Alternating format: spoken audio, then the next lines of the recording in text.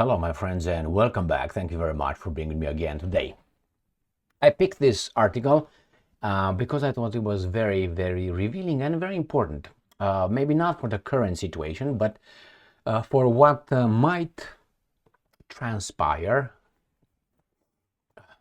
Okay, after this delivery of a Russian tank battalion. So the Russians deliver or deploy a tank battalion into the Crimean Peninsula. Why? Well, the Ukrainians might claim because they're expecting a Ukrainian counterattack. I don't think that will ever happen.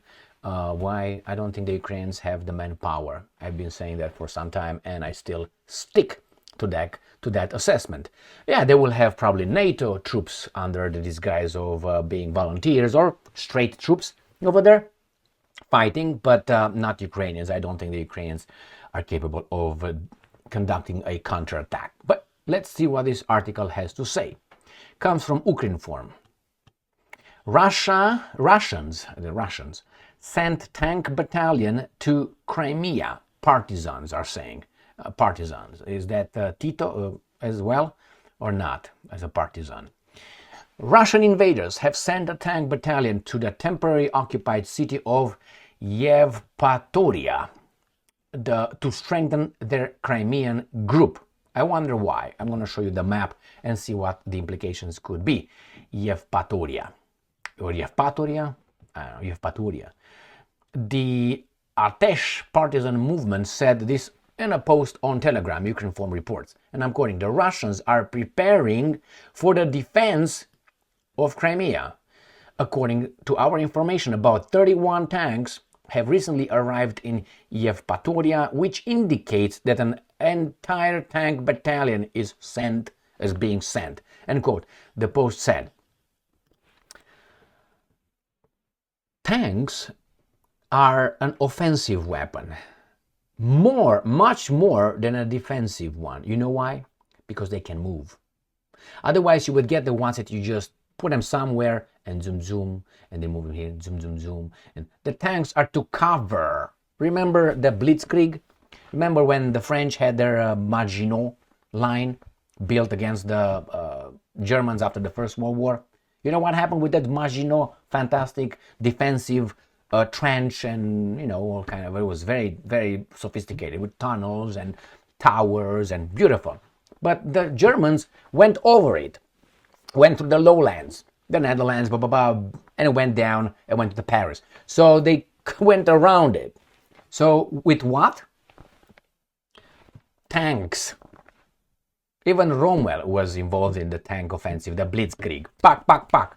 Why? Cover fast, destroy the positions, and move on with everybody behind. So when these guys are the tanks for defensive purposes, yeah, you can use them for defensive purposes, but that means they showed maneuverability. So they have to maneuver around. Where you go back?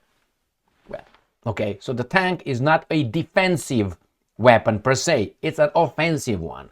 Why? That's why it's so, it has so much armor on it. When it attacks, it can withstand certain kind of hit and miss. So let's read further this article and see what these guys have to say. It added that an Atesh agent had managed to communicate with an officer of the Russian unit.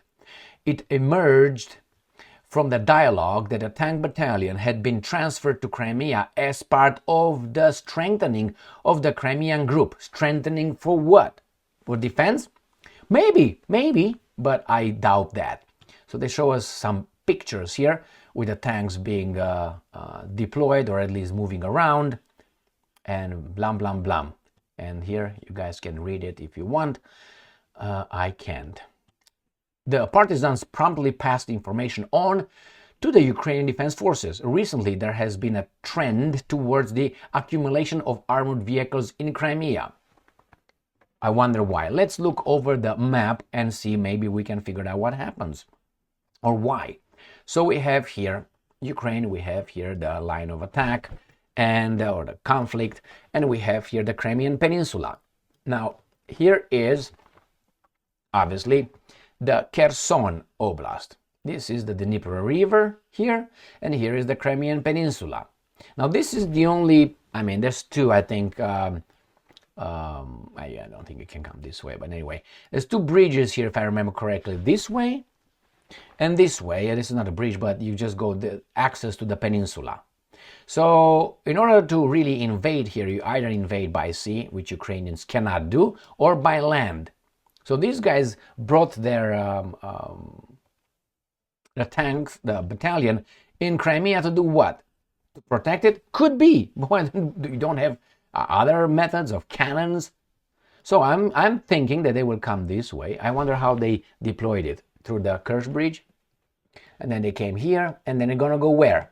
I think right here, but you can say, well, how are they going to go across this, Emil? Well, I don't know. I didn't think of that. I don't know, my friends. They could go over.